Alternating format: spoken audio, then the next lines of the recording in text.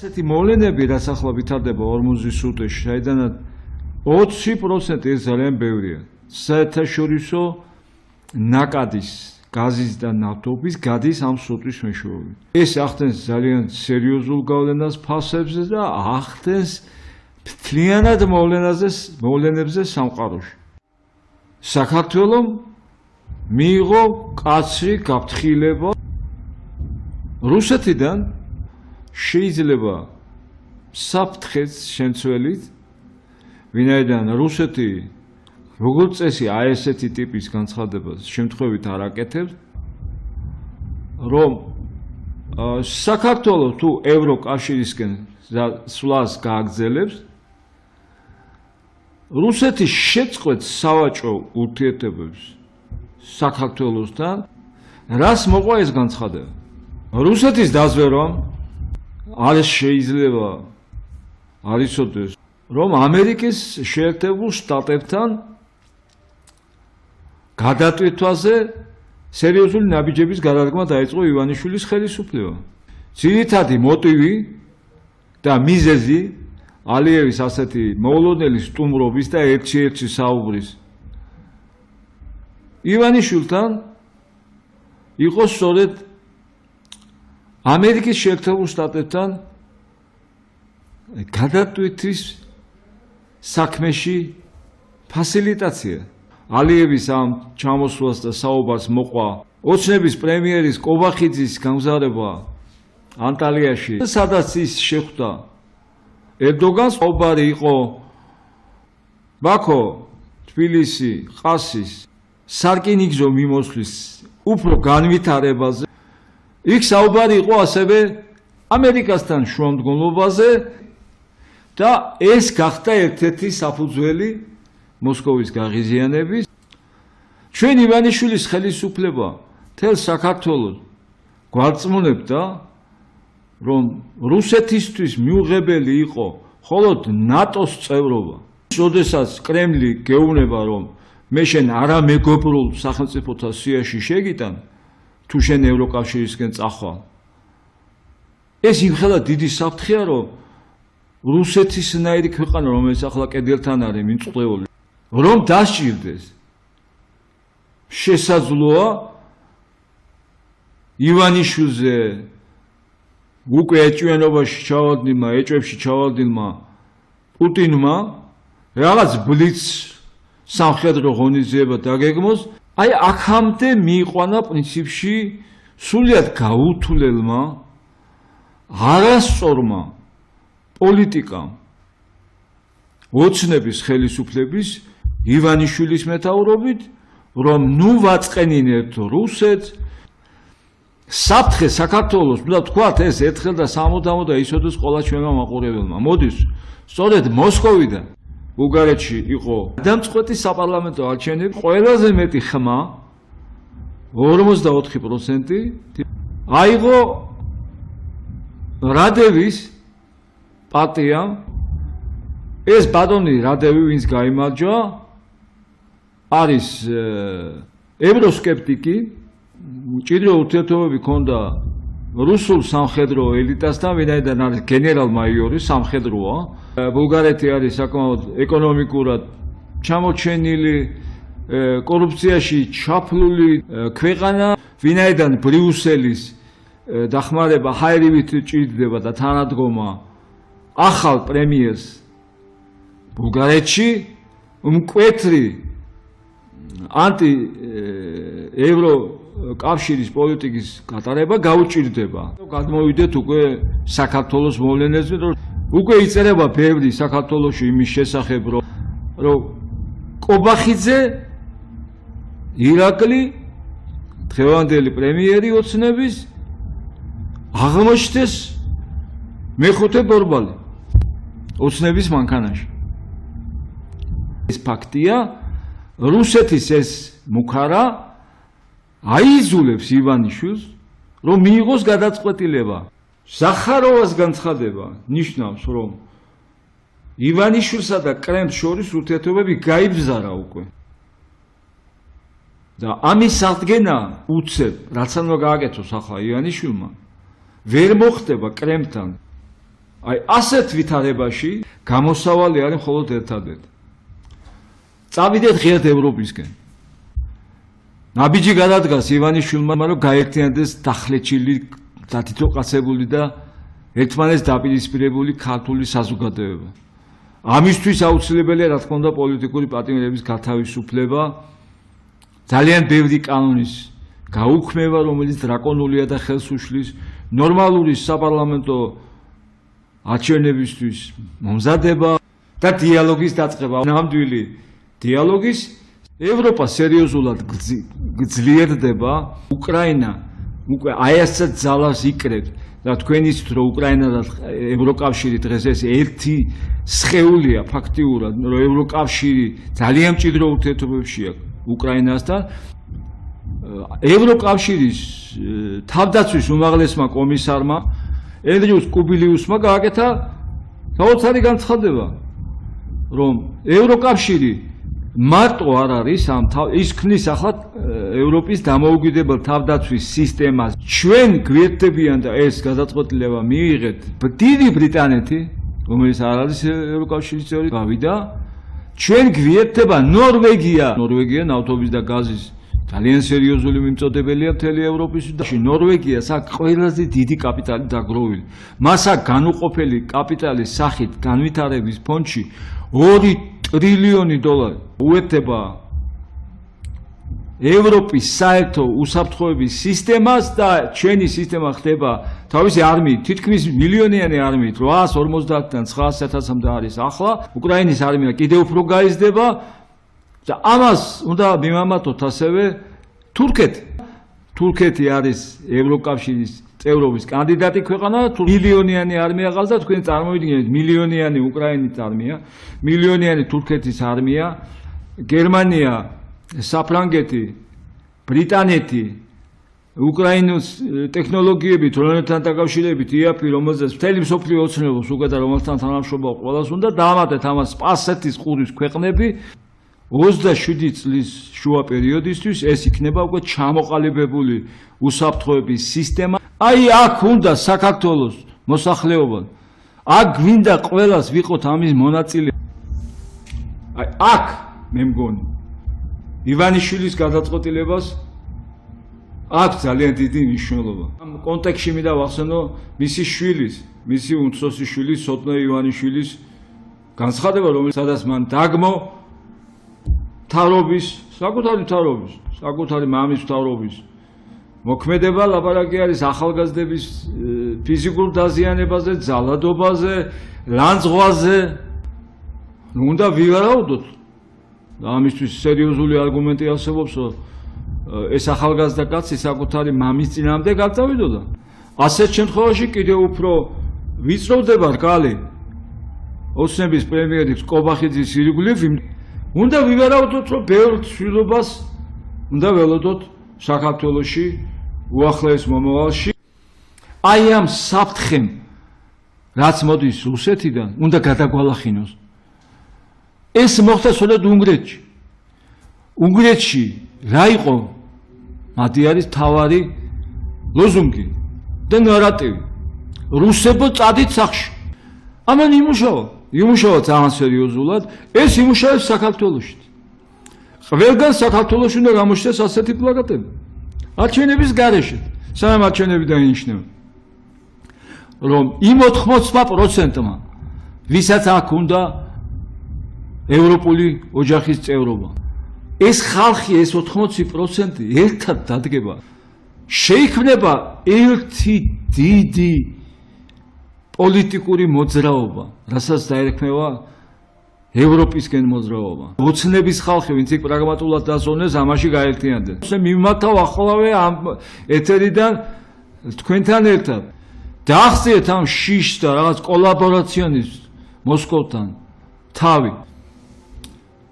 თუ ევროპისკენ ტრიალდება ბიზინა ივანიშვილი, თუ ის თვითონ ჩაუდგება ამას სათავეში, თუ მოიყვანს სხვას, ვინც ევროპისკენ წაიყვანს ქვეყანად, მაშინ ამ ქვეყანაში ახალი არჩევნები უნდა ჩატარდეს. ამერიკასთან მიმართებაში გაკეთებულ განცხადებებს, ალიევის აქ ვიზიტს, მერე კოვახიძის ვიზიტს ანტალიაში და შეხვედრას ერდოგანთან, და სურვილების გამოთქვას, რომ ამერიკასთან გადატვირთვის ძალიან დიდი პრიორიტეტი აქვს დღეს საქართველოს ხელისუფლებას, მაშინ იმედი უნდა ვიქონიოთ, რომ ცვლილებები მალე მოხდება.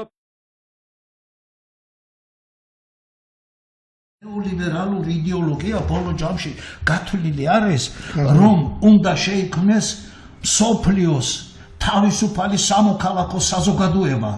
თავისუფალი მსოფლიოს სამოქალაქო საზოგადოება არ უნდა არსებობდეს არანაირი ეროვნული სახელმწიფოები, არანაირი სახელმწიფო. თავისუფლების იდეა იმაში გამოიხატება, რომ ადამიანი ყოველგვარი სოციალური ერთობიდან უნდა განთავისუფლდეს, აბსოლუტურად დამოუკიდებელი უნდა იყოს, უტილიტარიზმი, ანუ სარგებლის მიღება, ეს უნდა იყოს პრიორიტეტი და წამყვანი, ყოველგვარი ზნეობა უკანა პლანზე გადაწეული აქ ზნეობა აღარ მოქმედებს. უკვე საერთაშორისო ურთიერთობებში ეს დასავლეთის წამყვანი ქვეყნები უკვე სხვა სახელმწიფოებთან ხელშეკრულებას ვრდებენ, უპირველეს ყოვლისა პოსტსოციალისტურ ქვეყნებთან ამ იდეის გატარებას ავალდებულებ. ეს ყველაფერი ფაქტობრივად დიდ ნაწილში მატერიალიზებულია, განხორციელებულია საქართველოში. ორი ძირითადი მომენტი შეინიშნება. რაც შეიძლება ადამიანს უნდა მიეცეს მეტი თავისუფლება. უსაზღვროდ, ეს ერთი. მეორე, მასა იყოლიე, ასე რომ ვთქვათ, მორჩილებაში კი არა, გაურკვევლობაში. არ იცოდეს გაურკვევლობაში. და ევროპაც და ამერიკაც ემართება ნეოლიბერალური კონცეფციით. ბატონო, თქვენ ფიქრობთ, რომ აი დღევანდელი ევროკავშირის ხელმძღვანელობა სარგებლობს ამ თეორიით? ამ პოლიტიკით პოსტსაბჭოთა სივრცეს კოლონიურ მდგომარეობაში აქცევს. იმათი ამოცანა არის, რომ ჩვენ იმათი ბაზრად გადვიქცეთ, შემოიტანონ პროდუქცია, იმათ თავისუფალი შეღწევადობა ჰქონდეს ჩვენ ტერიტორიებზე და ყოველგვარი კონტროლის გარეშე.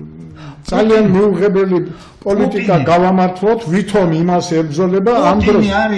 პუტინი იმათთან შეკრული, ეს ერთი კოლექტივია. მაგათ ეძახიან კაბალისტებს, კაბალისტები მართავენ, ეს ერთი ცენტრი და ანუ მარტივად ხან გლობალისტებს, ხან მასონებს ეძახიან მაგათ. რუსი გაჭირვებულია, ქართველზე მეტად არის გაჭირვებული. ხალხს უნდა ჰქონდეს საკუთარი სუვერენიტეტის დაკარგვის გარეშე ქვეყნის მართვის უფლება. არ არის ასეთი ქვეყნები. ანუ ერთად ისლანდიის მაგალითი გახსოვთ ხო? ვიცი.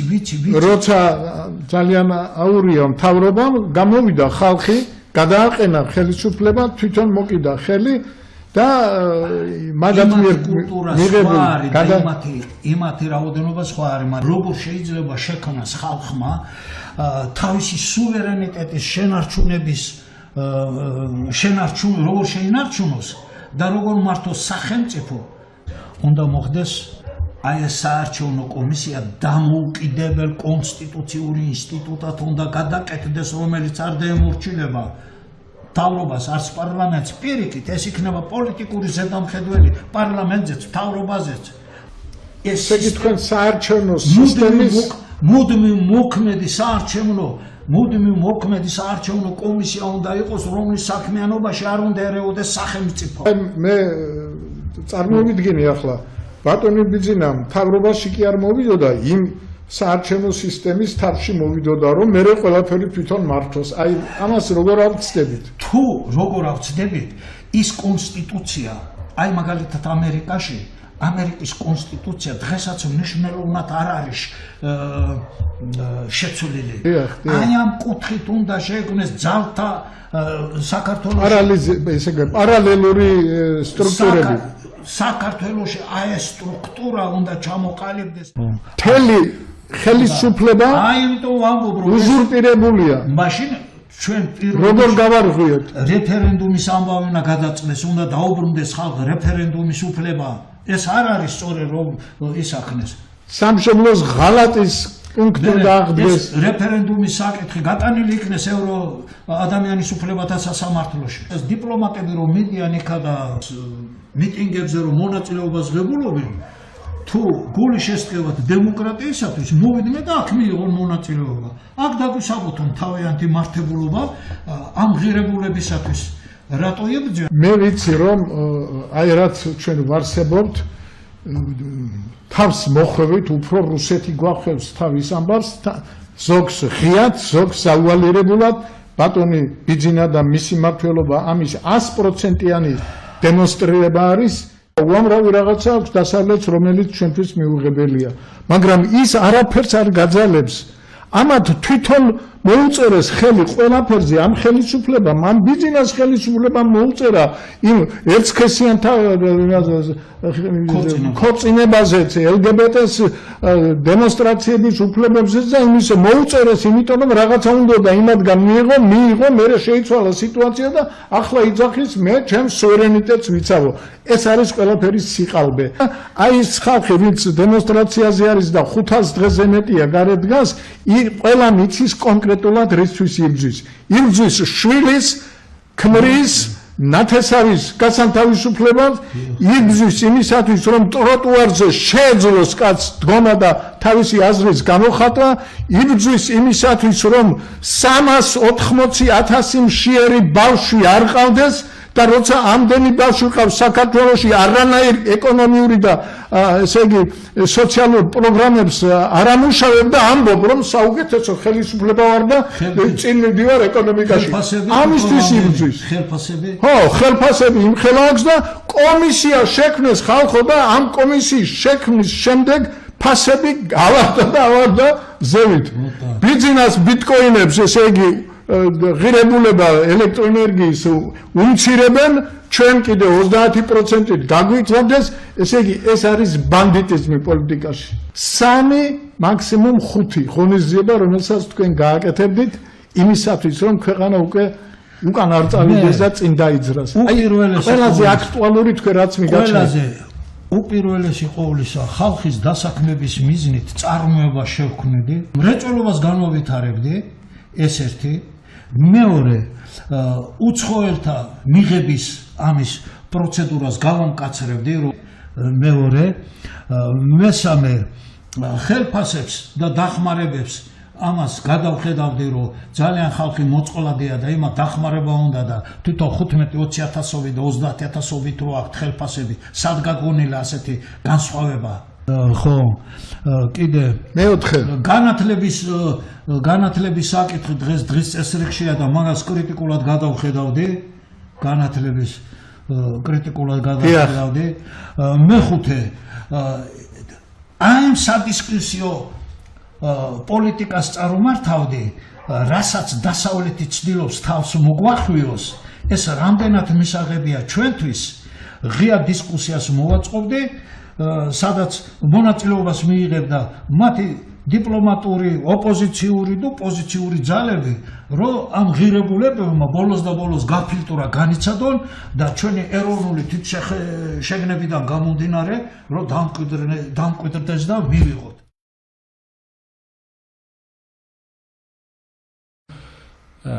ქრისტიანობა, მართლმადიდებლობა ეს არის ხერხემალი ჩვენი ერის. პოლიტიკური ქვითკირი რომ დავუბრუნდეთ წმინდა ელია მართლას ჭავჭავაძეს და მაშინაც კი როგორც აღნიშნა, როდესაც ერი ცალკეულ სამეფო სამთავრობად იყო დაყოფილი, ქრისტიანობა ინარჩუნებდა მის ერთიანობას. წმინდა ელია მართლას დავესესხები ისევ მამული ენა სარწმუნოება, როდესაც მან ბრძანა და შემთხვევითი არ არის ჩემი აზრით რომ სარწმუნოება წმინდა ელია მართალმა დასვა ბოლოში, რატომ? იმიტომ რომ სარწმუნოება იყო მთავარი ერის თვითმყოფადობის, ერის იდენტობის გადარჩენის საკითხში. რაც შეეხება თანამედროვეობას. ჩვენ აი ამ პოლიტიკურ ქარიშხალში, რომელიც თქვა თანამედროვე მსოფლიოში მიმდინარეობს, იდენტობის კრიზისია. და ამ მიმართულებით ქართულ ეკლესიას შეუძლია ძალიან მნიშვნელოვანი ნაბიჯები გადადგას. თუნდაც ჩვენ წავიკითხავთ თავიდან, გავეცნობით თავიდან აცგანსვენებული პატრიარქის ეპისტოლეებს, ეგ ძალიან მნიშვნელოვანი პრობლემებია დასმული. ქართული მართლმადიდებლური ეკლესია არა მხოლოდ ესე იგი მრევლის გამაერთიანებელი ძალა, არამედ მთლიანად სისტემის, ეროვნული სისტემის, რომელიც მოიცავს სხვადასხვა ეთნიკური, კონფესიური თუ სხვა ჯგუფებს პოსტ-ქრისტიანული ეპოქა, ხო ესე ხო? ეს თქვა თუ ჩვენ ესე გავიაზრებთ, რომ ქრისტიანობა დასრულდა, მოდი ესე ვთქვათ, ქრისტიანობა როგორც რელიგია, რა თქმა უნდა ვერ დასრულდება. იმიტომ რომ ჩვენ ვიცით რომ ეს არის განკაცებული ღმერთის რელიგია, ამ რწმენის გააზრებით მოვიდა ქართველი კაცი დღემდე. ჩვენი ფარი და ხმალი იყო ქრისტიანობა. ნუ ფარით ვიცავდით, ხმლით ვიბრძოდით, აი იმ უთვალავი მტრის წინააღმდეგ, რომ თქვა სანამ საქართველოში ქრისტიანობა შემოვიდოდა ეს მოციქულების დროს და მე წმინდა ნინოს დროს ეს სახელმწიფო რელიგია გახდებოდა, ჩვენ ვიცით რომ აი ის სხვათა შორის მეუფე ადამიანია ბრძანებს ხოლმე თავის ნაშრომებში ენა ინარჩუნებდა აი იდენტობას. წარმართული ეს სხვა არის და ათეიზმი ეს იყო უფრო აგრესიული, მე ასე ვიტყოდი, უფრო ღმერთმებრძოლი ვიდრე წარმართობა. მაგრამ აი თქვა თუ ჩვენ გადავალთ იქეთ თქვა საბერძნეთში და იმ სამყაროში იქ უკვე ალბათ უფრო კერპთაყვანისმცემლობა ქვია მას რომელიც იყო აგრესიული. საბჭოთა სისტემა, ათეისტური სისტემა კერპთაყვანისმცემლობის ელემენტს ქმნის, ხო, მავზოლეუმის სახით, ხო? ხო და ამავე დროს რუსეთი დღეს პოზიციონირებს მაინც როგორც მართლმადიდებლური ქვეყანა. რუსეთი მართლმადიდებლური ქვეყანა იმ გაგებით რომ ჩვენ რა თქმა უნდა ხალხს არ ვემხრობით და ჩემი სადღაც ღრმა რწმენით როგორ დავიჯერხა რუსეთში არ არსებობს ხალხი ვისაც არ მოწონს მისი პოლიტიკა მეზობელი უკრაინის, საქართველოს და ასე შემდეგ ქვეყნების მიმართ. როგორც სპეციალისტმა შეგიძლიათ რამოდენიმე სიტყვით შეაფასოთ ეს განზომილება რუსეთი-უკრაინის კონფლიქტის? მსოფლიო პატრიარქმა ბართლომეოსმა აღიარა უკრაინის ეკლესიის ავტოკეფალია. რა პრინციპით ენიჭება ამა თუ იმ სახელმწიფოს ეკლესიას ავტოკეფალია? მას უნდა კონდეს სახელმწიფო, რომელსაც უნდა რომ კონდეს ავტოკეფალური ეკლესია. უკრაინას ამ შემთხვევაში ხომ აქვს, მაშინ ომი არ იყო ხო დაწყებული და აქვს სახელმწიფო, ანუ უკრაინას აქვს უფლება კონდეს ავტოკეფალური. რომელსაც მოხდა ეგ მოვლენა? აღიარება, როდესაც მსოფლიო პატრიარქის ეს იყო თუ არ მეშლება 2019 წელი. როდესაც ყირიმი უკვე ფაქტობრივად იყო ყირიმი, რუსეთმა კი ბატონო 2014 წელი იყო, როდესაც ანექსია გააკეთა, აი ჩვენ ტერიტორიებზე არ თქვენ ხოლმე ანექსირებული. ჩვენს აფხაზეთსა და ცხინვალის რეგიონზე, იმიტომ რომ ანექსია ნიშნავს სამხედრო ძალით შეერთებას, ხომ, ტერიტორიის და ოკუპაცია სამხედრო დროებით დაკავებას. აი როგორც უკრაინას გავუკეთა, ხო, ჩვენი დღეს აი ჩემი იყო ყირიმი, იქ ქონდა რა თქმა უნდა, ისტორიული ის, რასაც თქვა ეკატერინე მეორის დროინდელი და რასაც ვერ იტყვის თქვა ცხინვალსა და აფხაზეთზე, მაგრამ მეორე მხრივ ხა ჩვენ რუსეთზე ვსაუბრობთ, ხო, დიალოგის რეჟიმი რომ ღმერთთან უქნავს თქვა იგივე პროცესები არ განმეორდეს საქართველოში, ხო, რომ თქვა რაღაც თქვენ აღნიშნეთ თუ იქ უკრაინაში რამდენიმე ის არსებობს, ხო? და თქვა რაღაც არ დადგეს ამ ხრივაც კიდევ ერთი გამოწვევის წინაშე ქართული სახელმწიფო. მე მიმაჩნია რომ არა მხოლოდ ჩვენი ეკლესია, არამედ საქართველოს ზოგადად, ხო, როცა თქვა უნდა იყოს უფრო აქტიური მომხრე უშუალოდ სამშვიდობო პოლიტიკის. რა უშლის ამას ხელს? რა ბარიერები არის მთავარი რომ მშვიდობის დერეფნის შექმნას, როგორც ეროვნულ, ისე საერთაშორისო დონეზე? ჩემი აზრით ერთ-ერთი ხელისშემშლელი ამისი რაც არის ეს გახლავთ ის რომ აი როდესაც ჩვენ ხშირად გავიგონებთ თუ აი ეკლესია ერევა პოლიტიკურ პროცესებში. იცით რა არის მე არ ვთვლი რომ ეს არის პოლიტიკაში ჩარევა. აუცილებელი აი თუნდაც ეკლესია აი ამ პოლარიზაციის პროცესში, როდესაც თქვათ 35 წელია ხო ჩვენ თქვათ მშვიდობა ვერ დავამყარეთ, თითქმის 35 წელია ქვეყანაში, ხო? და ეკლესია არის საიმედო გარანტი აი იმ დიალოგის რეჟიმის, აი იმის მიუხედავად ბოლო დროს განვითარებული მოვლენების, მაინც ეკლესიის ავტორიტეტი არის მაღალ დონეზე. საზოგადოებამ ფაქტობრივად შექმნა სახელმწიფო იმ მისი იდეით, რომ სახელმწიფომ დაიცვას ის, მაგრამ ხშირად სამწუხაროდ ხდება ის, რომ სხვა კრატიების, ასე ვთქვათ, პირობებში საზოგადოება არის დასაცავი საკუთარი სახელმწიფოსგან. აი ამ ვითარებაში ხალი ერთ-ერთი ძალა, რომელიც თვითონაც შეუძლია რომ შეაჩეროს აი ეს კონფრონტაცია, ეს კონფლიქტი საზოგადოებასა და სახელმწიფოს შორის, ხო? ასე სახელმწიფო ბიუროკრატიასა და ასე ვთქვათ, ჩვეულებრივ საზოგადოებას შორის. ხო, ეს არის ის ინსტიტუცია, ტრადიციული ინსტიტუტი, რომელიც ესე იგი სხვა ორგანიზაციაზე უფრო მდიდარი არის წლოვანებით, ხო? რას ნიშნავს ეკლესია ამ დაერთვებას პოლიტიკას? რა არის მოგახსენებთ, პოლიტიკა ეს არის სახელმწიფოს მართვის ხელოვნება, საზოგადოების მართვის ხელოვნება. და ისეთ ყველაფერი პოლიტიკაა. მართლმადიდებელი სარწმუნოება არის დომინანტი სარწმუნოება. საქართველოს სახელმწიფო აღიარებს მართლმადიდებლობის განსაკუთრებულ როლს და რას ნიშნავს ეს განსაკუთრებულობა, რას ეფუძნება ეს განსაკუთრებულობა. აი ამ დომინანტობას ერთი ეძახის რომ პოლიტიკაში არ უნდა ერეოდეს, ხო, მაგრამ მეორე, რომელიც არის ფაქტობრივად მორწმუნე ეძახის, იცით რა? ყველა მართვის პროცესის დასაწყისი, ხო, კურთხევასთან იყოს დაკავშირებული, ხო? როდესაც ახლა ომია და როდესაც ბრძოლა და პოლიტიკოსები გარბიან და ეკლესიის მოღვაწეები ამ ფრონტის წინახაზზე არის, ეს როგორი არის, ხო? ესე იგი, მაშინ შეიძლება? ხო? აქაც ალბათ საჭირო არის რომ იყოს დისკუსია რა. ეკლესია არ ერევა სახელმწიფოს მართვაში და თქვა სახელმწიფო არ ერევა ეკლესიაში, ეს რას ნიშნავს? თქვა სინოდი არ გვიწერს ჩვენ კანონებს, ხო? ეს არის და ამავდროულად რაღაც წირვალოცვის განგებას არ ადგენს პარლამენტი. აქ ეს იგულისხმება ჩემი აზრით, თორემ როდესაც კიდევ ამბობ, საქმე ეხება სახელმწიფოსთვის არსებითად აუცილებელ საკითხს. აქ როგორ შეიძლება ჩვენ ვთქვათ, რომ იცით რა, თუ გნებავთ აზრგანსვენებული პატრიარქი ნებისმიერ მიტროპოლიტი სასულიერო პირი რომ იყოს ჩუმად. ამ კუთხით დომინანტობა და კიდევ ამბობ, ეს არავითარ შემთხვევაში არ ნიშნავს სხვა საქართველოში მცხოვრები სხვა აღმსარებლობების შეურაცხყოფას. პრექრისტიანული საქართველოს საქართველოა. რა თქმა უნდა. აი ქართული გალობა მაგალითად. დიახ. დაეფუძნა ხშირ შემთხვევაში, მუდმივ სულ არა, მაგრამ ზოგიერთ შემთხვევაში ხშირ შემთხვევაში დაეფუძნა აი პოლიფონიურ მუსიკას, რომელიც ვთქვათ წარმართულ საქართველოში არსებობდა და იყო კულტურა. წარმართულ საქართველოში და ეს იყო დიდი კულტურა. აი ამ რელიგიათა დაპირისპირების მუდმივად ქართველი კაცი უცხო რელიგიებიდან იღებდა იმას კულტურულად, რაც ნუ არ შეურაცხყოფდა მის სარწმუნოებრივ თუ ეროვნულ იდენტობას, ხო? დიახ. გარემოში, როდესაც ესე სწრაფად იცვლება ვითარება, ასე სწრაფად იცვლება ეს გეოპოლიტიკური აქტორები, ბუნებრივია ამ ცვალებადობებს მოყვება რაღაცა ის, რაც ფაქტობრივად ილექება, ხო? იყო ერთ-ერთი პიროვნება, ჩვენი თანამოქალაქე ექიმი გია აბესაძე, რომელიც შეეწირა იმ დაპირისპირებას, რომელიც რუსთაველის პროსპექტზე იყო, ხო? იმან აიღო ბენზინი, გადაისხა და თავი დაიწვა. კატეგორიულად ვიძახი, რომ ყველანაირი ტიპის პოპულარიზაცია, პირდაპირ ან ირიბი, ესე იგი სუიციდალური უშუალოდ მოქმედებების წინააღმდეგება ადამიანურ უშუალოდ იმას.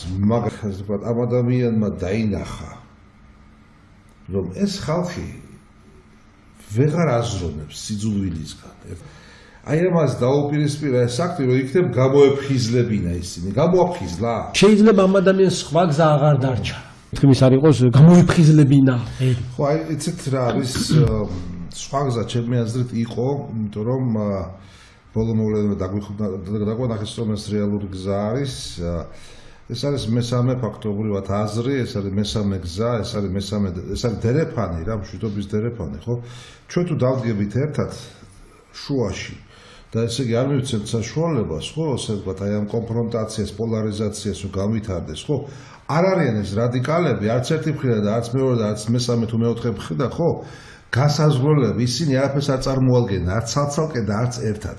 საზოგადოება წარმოადგენს, ესე იგი, თავისი ადგილი აქვს, როლი აქვს იმ ადამიანებს, ვინც არ მიეკუთვნება ერთს და მეორეს, ხო?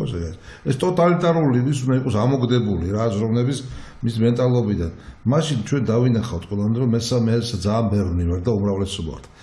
ეხლა რომ უყურებ იმ კადრებს, რაც უწვიდესობის უშუალოდ ამ გარდაცვალებას მოყვა, ფიზიკურად დავინახეთ ჩვენ ეს მდინარე რა. აი ეს დერეფანი ფიზიკურად დავინახეთ. აი ეს არის ის დერეფანი. აი იქ დავიდგეთ ეს.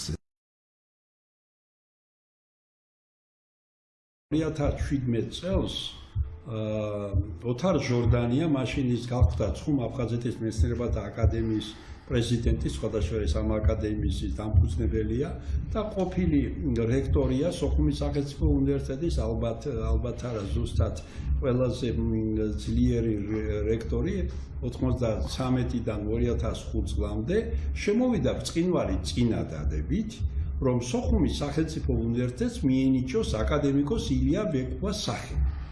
ამ წინადადებას ხარს უჭერდა ბატონი ვახტანგ ყოლბაია, მაშინ იყო ის აფხაზეთის ავტონომიური რესპუბლიკის მინისტრთა საბჭოს თავმჯდომარის მოვალეობის შემსრულებელი და ბატონი ზაურ ზურაბ ნომთათიძე, აფხაზეთის მეცნიერებათა აკადემიის პრეზიდენტი.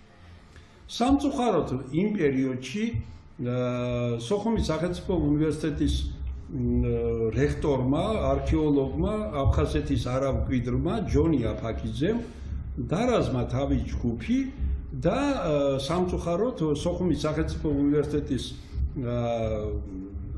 საბჭომ, სადაც აქტიურობდა განსაკუთრებით იმ დროს ერთ-ერთი დეკანი და დღეს ეს პიროვნება ქალბატონი ლია ახალაძე არის სოხუმის სახელმწიფო უნივერსიტეტის სამეცნიერო დეპარტამენტის ხელმძღვანელი, ეს წინადადება ბრწყინვალე ჩააგდეს. შესაბამისად, შემდგომში რომ მოვიდა რექტორი ბატონი ზურაბ ხონელიძე 8 წლის განმავლობაში არც გახსენებია ეს წინადადება და მე ამას იმიტომ ყვები, რომ დღეს სოხუმის სახელმწიფო უნივერსიტეტი რომ ყოფილიყო აკადემიკოს ილია ვეკუას სახელობის და ილია ვეკუას სახელი რომ ყოფილიყო დღეს სოხუმის სახელმწიფო უნივერსიტეტში, ის ხალხი, ვინ ჩაიფიქრა ესეთი გაუაზრებელი რეფორმა, ისე უდიერად მოპყრობა სოხუმის სახელმწიფო უნივერსიტეტს ვერ შეძლებდნენ. ამიტომ ის ადამიანები, ვინც თავის დროზე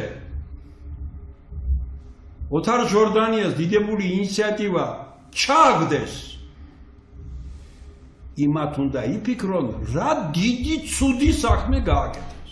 ახლა ბატონი მიხეილ სააკაშვილის დროს მოიფიქრეს, რომ უნივერსიტეტის რექტორი შეიძლება იყოსო მენეჯერიო და ხარისხის არ მქონე პიროვნება გახადეს ექიმი, გახადეს როგორ შეიძლება აკადემიური საბჭოს თავმჯდომარე, აკადემიური საბჭო არის მთავარი ორგანო, რომელიც მართავს უნივერსიტეტს, იყოს პიროვნება, რომელსაც ლექცია არ აქვს გაკითხული, ერთი სამეცნიერო ნაშრომი არ აქვს გაკეთებული, ერთი გაკვეთილი არ აქვს სკოლაში და გახდეს ხელმძღვანელი. გამორიცხულია. შესაბამისად, ყველაზე დიდი უბედურება არის წინა და დღევანდელი ხელისუფლების, რომ სახელმწიფო უნივერსიტეტის რექტორად ნიშნავდნენ განათლების კომისრებს და ნიშნავენ დიდი მაუზერით. ამიტომ როცა ასეთი ხელმძღვანელები მოდიან, მათ არავითარი რიდი მეცნიერების ყველა უნივერსიტეტში დაახლოებით 20% არის საერთაშორისო დონის მეცნიერი. სხვა 80% ან ყოფილი მეცნიერი, ან კარგი პედაგოგი და ასე შემდეგ. და განსაკუთრებით იდევნებიან ეს საერთაშორისო დონის მეცნიერები. ამიტომ ჩვენ ვფიქრობ, კარგი იქნება და აუცილებელი უნდა ჩაიწეროს, რომ ნებისმიერი სახელმწიფო უნივერსიტეტის კერძოდ არ ვეხები მაინც ამის ისა და სახელმწიფო უნივერსიტეტის რექტორი უნდა იყოს აუცილებლად ცნობილი მეცნიერი. და მიუხედავად იმისა, რომ ახლა ტერორის ქვეშ არის სოხუმის სახელმწიფო უნივერსიტეტი, მე დარწმუნებული ვარ, ქართული საზოგადოება მიაღწევს იმას, რომ სოხუმის სახელმწიფო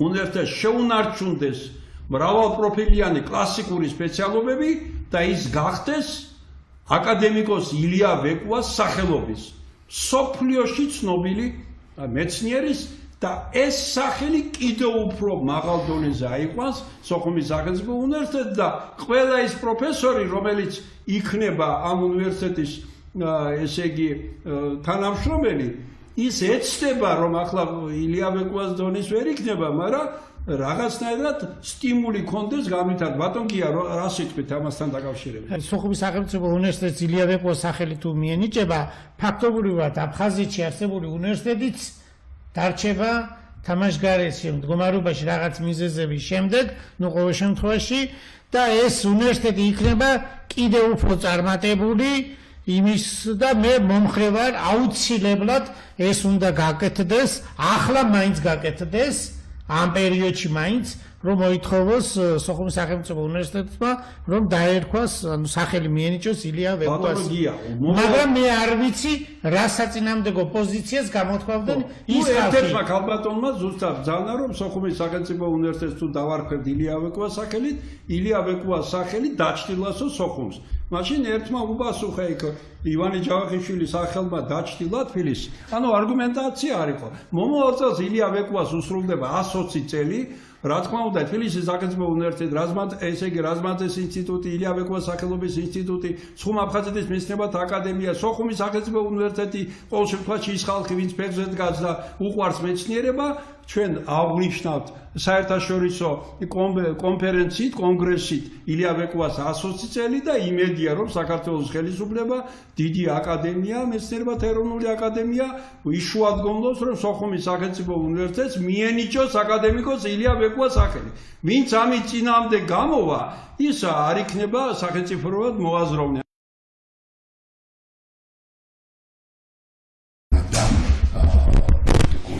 თემებზე ვსაუბრობთ. არა, ეს უფრო ანალიზია იმისი თუ რა გვაქვს, რა მოცემულობაში არის დღეს მსოფლიო ლიდერი ქვეყანა, რომელიც ჩემთვის მეტად ძვირფასი ქვეყანა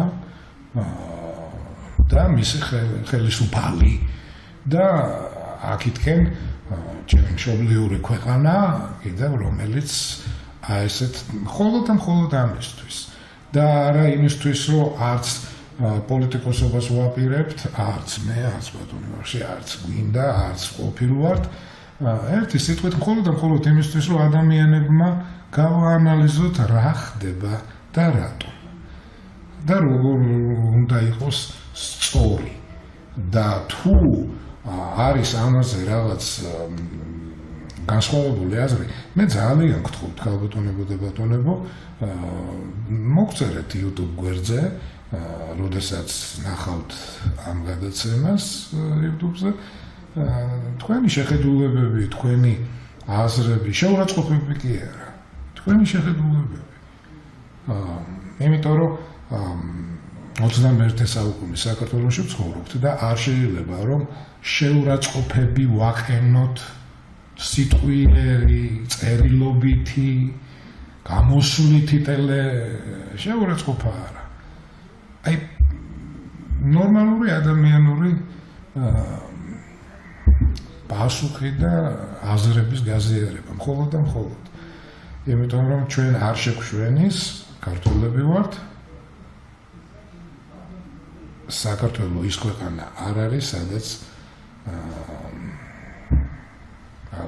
უხეში და არ ვიცი რა, რაღაც ზედმეტად სიტყვაც კი არის მყოფნის მათზე, ხეპრე ადამიანი არ უნდა ცხოვრობდეს. ეს ჯილდოა ერთგვარი, რომ ვართ ქართველი. და მე ამას გამართლება უნდა და არა ეს ტალახის სროლა. საკუთარ თავს ესვით ჯერ ტალახს, როდესაც ვიღაცას ესვით ტალახს. ეს სიტყვას დიდი ძალა აქვს, სიტყვით ჯობია, თქმა გინებით კი არა, სიტყვით ისე, რომ მან თავისთავად დაინახოს რაღაცა ეს თავის პიროვნება და თავის აზრები, რომელიც მცდარი აზრები, რომლებსაც იმედია გამოასწორებს მერე და თუ არა ხალხზეა ყველაფერი დამოკიდებული ადარჩევა იქნება თუ არ მორჩევა იქნება, ეს არის უნდა გავითავისოთ ის, რომ ეს ქვეყანა არის ხალხის და არა ვიღაც ერთი კაცის და განსაკუთრებით ის ქვეყანა ოკეანგაღმა არ არის ერთი კაცის, ის არის ხალხის და ხალხი მართავს და ხალხის რჩეულნი. ჩვენთან შეიძლება ჯერ ეს არ არის, მაგრამ იმედი ვიქონიოთ, რომ იქნება.